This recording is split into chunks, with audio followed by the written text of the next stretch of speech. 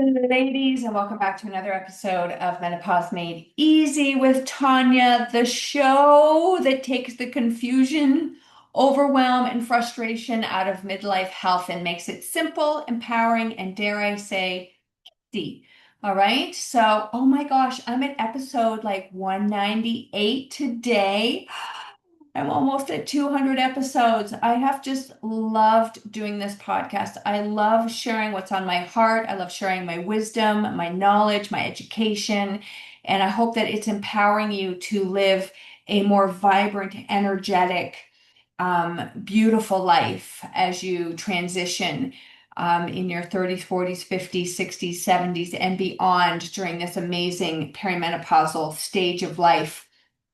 And remember that you are the CEO of your own health. So you take this information and you take what resonates with you and works it in, but then you also must make sure that you're actually information without action is not going to help you. So how are you taking this information and applying it to your life so that you can have the improvements? Because definitely I can tell you that over the years, applying this information for the last 15, 20 years, I am a different person. I am different person by taking this knowledge and integrating it into every cellular being of me and taking simple shifts, letting go of all or nothing, letting go of being in a certain spot and just really enjoying the journey as I go. So I've shared some really amazing stories with you over the last 198 episodes, and I continue to keep showing up for you and sharing what I know, what I learn, and how I apply it in my life. All right. So today's episode is all about a hormone. We've talked about this before. We hear a lot about estrogen, okay? But trust me, this hormone is a big deal, especially in perimenopause, and I'm talking about progesterone. It's your body's very own chill pill hormone. And I feel like I'm going to cough. Excuse me. I don't edit my videos, so hopefully that was the only one that happens. All right, so I can definitely tell you that I wish I knew about progesterone in my late 30s to early 40s, actually all through my 40s. This information was not talked about. I was anxious. I was I just felt off. I couldn't handle stress the same way. And if you're feeling like that, let me know. So this affects, I'm going to just tell you. So if you've been feeling anxious, if you're struggling to sleep, if you're dealing with heavy periods, if you still have a cycle, or again, if you're just feeling off, keep listening because this episode is for you. All right, so I'm just going to get into a little bit of the basics first, and then I'm going to give you some practical strategies, and then I'll tell you what I'm doing. Alrighty, so progesterone is one of our key sex hormones. It's made mostly in the ovaries after ovulation. So during our reproductive years, it rises in the second half of our cycle, what's called the luteal phase. Alrighty, but here's the deal. In perimenopause, ovulation starts to become less reliable. And if you're in postmenopause, okay, you're not ovulating anymore. So you don't have progesterone, which is the phase I'm in, and I'm going to share with you what I am doing. Okay, so that means progesterone production drops, right? So when you're in perimenopause, that chill pill drops. And guess what? It's like often the first hormone to decline. And you might not realize it at first until the symptoms start creeping in. And again, if you don't know, you don't know. Okay. And so many things I didn't know because no one was talking about it. It just wasn't prevalent in conversations. And many of you still aren't tuned in to learning about it. And like I've said in many episodes, I didn't care about hormones. I found them so confusing. I was like, I just, no, I can't. So I want to make this really clear for you today. So progesterone, chill pill. If you're in perimenopause, You may be feeling anxious, you're not sleeping well. If you're postmenopause, you might be feeling anxious and not sleeping well because you have no progesterone. Okay. And what happens a lot, unfortunately, is women in this stage tend to go on anti-anxiety medication or depression because you can't handle what's being thrown at you because we haven't been taught the tools to do that. And we also haven't been taught about our hormones. Okay, so progesterone plays so many important roles. It calms the nervous system by binding to GABA receptors. I've done episodes on GABA in and out, not one specifically, but you can go back and learn about that. So think of it like your brain's natural chill out button. And I was definitely not chilled out in my 40s. Okay. Progesterone promotes deep restorative sleep, especially that precious REM sleep that we need to feel human. Okay, so if you're not getting deep restorative sleep, perhaps you want to talk to your physician, or I work with a hormone clinic. Okay, I have somebody that I talk to every 3 months, and I have chosen to take progesterone. All right, so I'm really wanting to balance my moods a little bit more and have the benefits of progesterone. Okay, so it stabilizes mood and reduces anxiety. So progesterone is really powerful in the body. Um, it also helps to regulate your menstrual cycle if you still have one. So I did not start taking progesterone until, so it is June of 2025 when I'm recording this.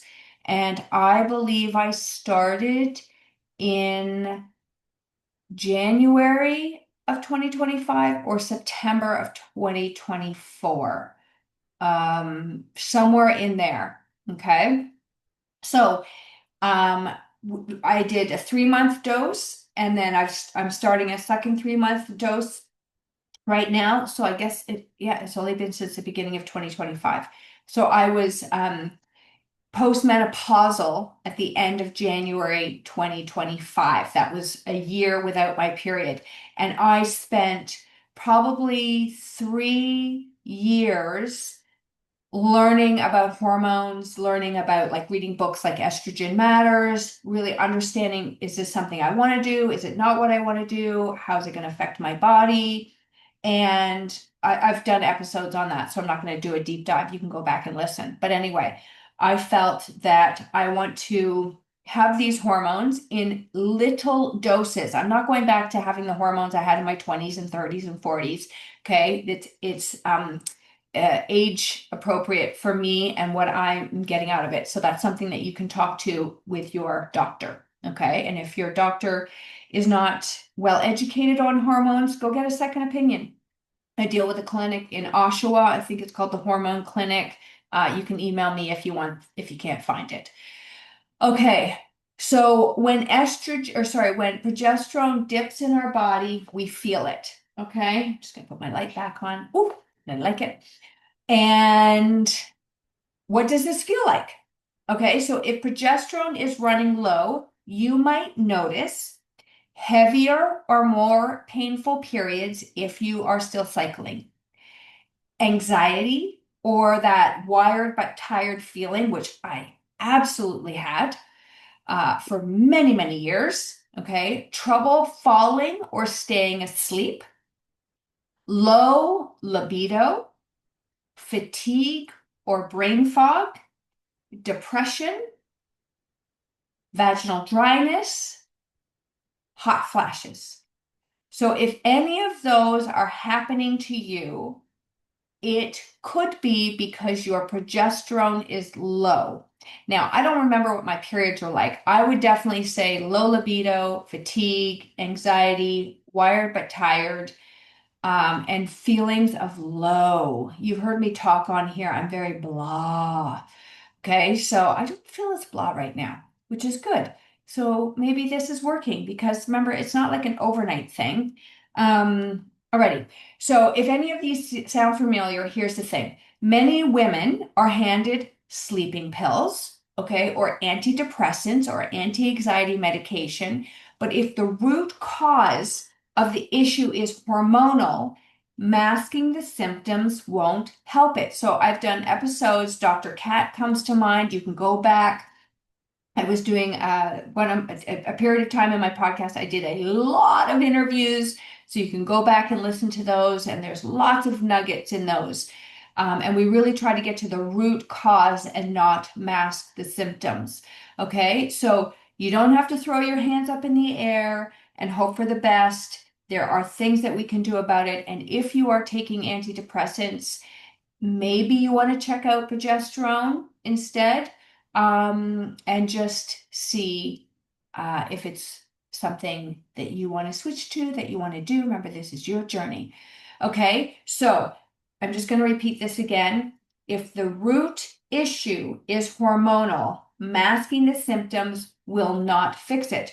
So progesterone isn't just about your periods, okay? It's about protection. It reduces inflammation, it supports your metabolism, it protects your brain, and it helps you feel like yourself again. Okay, so let's talk about what it can do for you. So, how can you support progesterone naturally? So, a pill is not, a pill is not a band-aid, right? So there's times that it's beneficial, but it doesn't work fully unless you're also doing the lifestyle habits to support it. And I think that's why I resisted. I resisted for a couple of reasons because I didn't want to become dependent on pills. I'm very proud to work on my lifestyle, right? So I really spent a lot of time dialing in my mindset, my nutrition, my movement. That's what I teach in my midlife reboot program.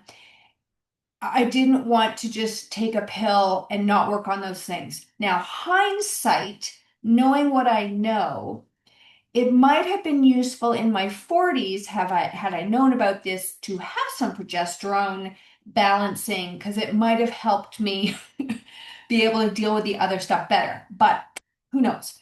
I will leave that up to you to decide what you want to do and when you want to do it. All right, so this is a common theme in many of my email or in many of my podcasts. But the first thing you want to do to help balance your progesterone naturally or produce it is to balance your blood sugars. And oh my gosh, I wrote my book, Cookie Dough in the Dark. I was a horrific a sugar addict. Oh my gosh, like insane. I've done so many episodes, so you can go listen to those. But really understanding that this is non-negotiable. I have a freebie called Five Ways to no, what is it? Hack your cravings, 5 ways to hack your cravings, something like that. 5 hacks to cut your cravings. If you haven't picked it up, I highly recommend picking it up to really help balance your blood sugars. So it's in every show note, so you can just click on it and sign up for that. Okay, so it is non-negotiable. Blood sugar crashes can raise cortisol, and high cortisol interferes with progesterone, which I'm sure did not help me in my 30s and 40s. Okay, because I was still working through a lot of my emotional dependency on sugar, my chemical dependency on sugar, my habitual. I didn't. Anyway, go listen to episodes. I really unwind a lot.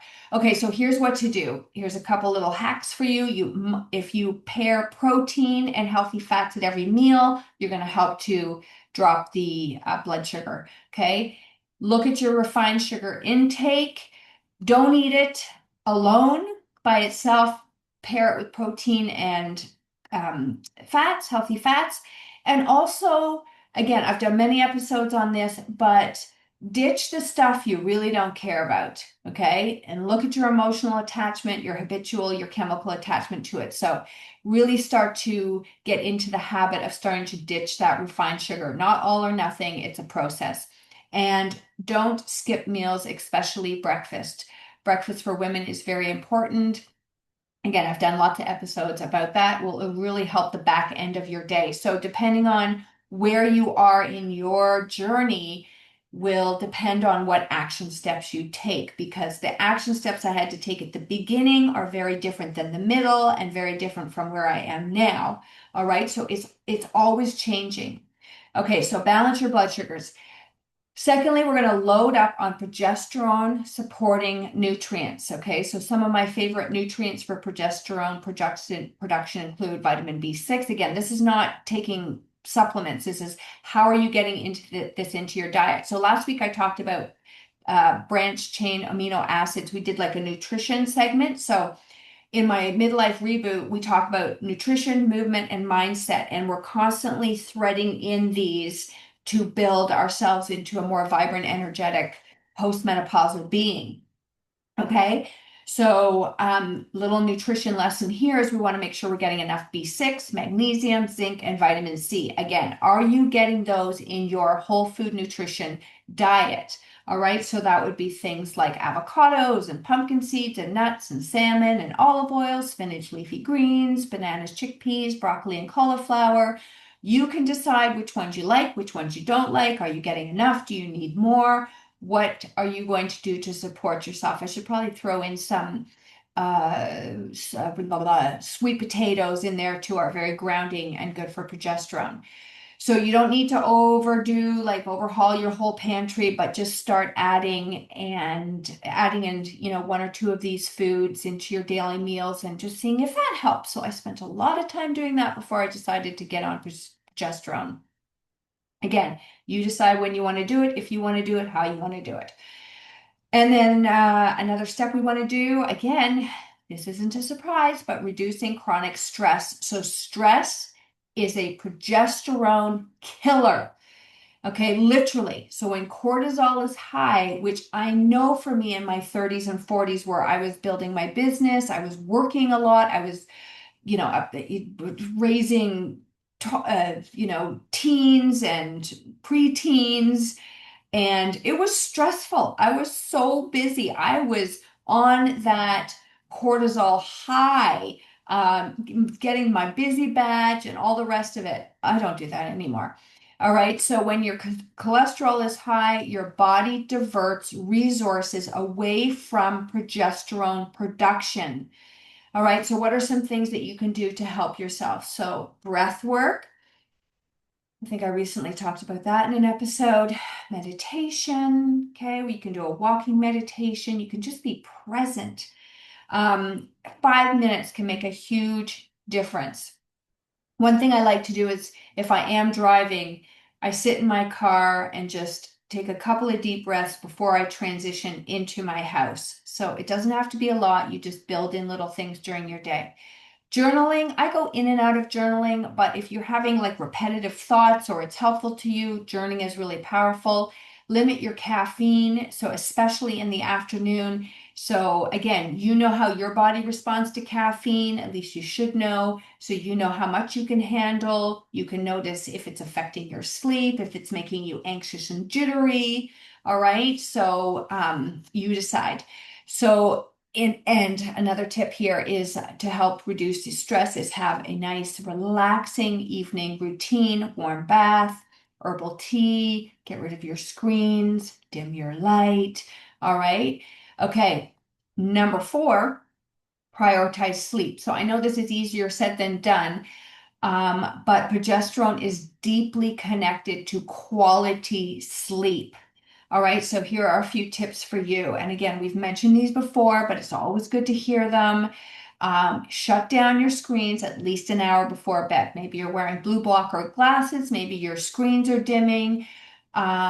So if you can get those blue blocker glasses, I'm not a huge fan, just because I don't know. I've tried them, not tried them, but I've dimmed my screen. I'm working on actually reducing my screen time. I'm doing a lot of things with light, which I will share with you, which I have shared with you in previous episodes.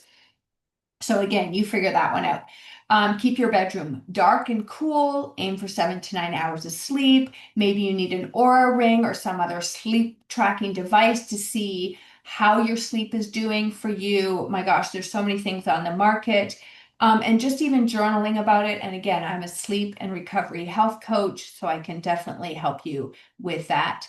So if you are lying awake at 2 a.m. with racing thoughts, low progesterone could be a part of this picture. So again, noticing what times you get up. This is also really fascinating.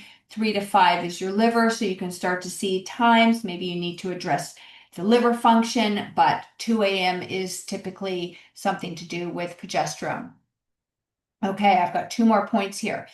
Exercise smarter, not harder. Okay. Exercise, I like to call it movement, movement medicine, movement. Embrace your movement. Okay. So I love movement. It's a crucial piece. And we talk about the different elements of movement. So you have a balanced menopausal movement plan. All right. So maybe during this time, again, I didn't know this, but I wish I had. I was totally stressing myself out with exercise because I was in the calories in, calories out. I was like, oh my God, if listen, everybody, I would eat like 4 Snickers bars and then I would go work out and just beat myself up. I have not done that for, a good long time now, right? But this was not good to do. It raised my cortisol, it suppresses ovulation, it tanks my progesterone, and yours too if you're doing it. All right. So what's better than, overtraining, right? Is prioritizing strength training, walking, Pilates, yoga, rolling, having that balanced menopausal movement.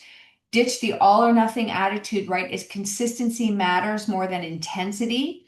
And if you're feeling drained after every workout, your body is basically saying, dial it back. And I did not listen. I did not listen. Oh my God. Anyway, you've heard me talk about it in different episodes. So when you know better, you do better. That's all I can say about that. So that's why I'm very, very adamant about people getting a balanced approach to movement. Okay, so we can explore bioidentical progesterone, which is what I am doing. All right, so that is what I did. I did from my doctor first, I did generic progesterone, and then I decided I wanted to do bioidentical progesterone.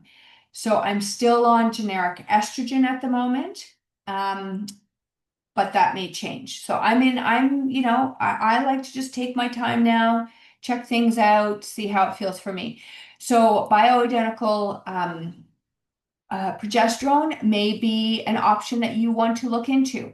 I would recommend working on some of the lifestyle changes first or in conjunction with your progesterone. All right. So it's really important that a pill is not just, going to fix everything by magic. It is still important to work on our sleep and our lifestyle, our nutrition, and stuff like that. But if you've made those lifestyle changes and you're still struggling with sleep and mood and your cycle symptoms, okay, it might be time for you to explore bioidentical progesterone. Now, of course, I don't have a cycle anymore, but I was noticing my mood, I was anxious, my mood, and I wanted the brain benefits and the anti-inflammatory benefits. That's why I chose to go on it. Okay, so I take oral progesterone. You could have maybe an option of cream or oral. It needs to be prescribed by your practitioner who knows what they're doing when it comes to bioidentical hormone replacement therapy. Okay, so work with somebody who understands perimenopause and menopause and gives you options, not just tells you to take anti-anxiety or anti-depression pills. Okay, know your options. Okay, so let's recap here. Progesterone is not just a reproductive hormone. Okay, it's a whole body hormone. And in perimenopause, when it starts to decline, you will feel different. Okay, I definitely felt different, but I didn't know what was going on. But the good news is you are not powerless. All right, you can support your body naturally with the right food, with the right movement by applying stress management techniques and even targeted hormone support. Again, it's up to you.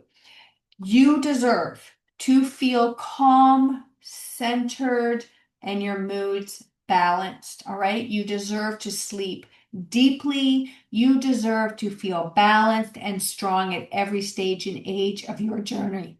Excuse me, of your journey. And that's what this podcast is all about, right? It's taking the mystery out of menopause and giving you the tools to feel empowered. So if this episode resonated with you today, please share it with a friend who needs to hear it. Subscribe. Please leave me a comment on iTunes. That would be so helpful to help spread my podcast to others. There are millions and millions of women going through this. And when you are educated, you are empowered. And when you are supported, you can even do more. So again, if you are needing some support, encouragement, how do you make this fit into your lifestyle? You can check out my midlife reboot program, which the link is in the show notes. You can call me up. We can have a chat and decide what is best for you. Maybe you want to work privately. Maybe you'd like to work in a group. Maybe you want to do it on your own. Okay, I am not a pushy salesperson, but just know that I am here for you. And if you've been struggling a long time, you can decide when enough is enough. All right. So if this is the next step in your journey to look at progesterone, I've given you some great information out into the world in this, and my thoughts are a little discombobulated today. I'm thinking of too many things in my head. Bring myself into center. All right, everybody, healthy hugs. Have a beautiful day, and I will see you in the next episode. Bye.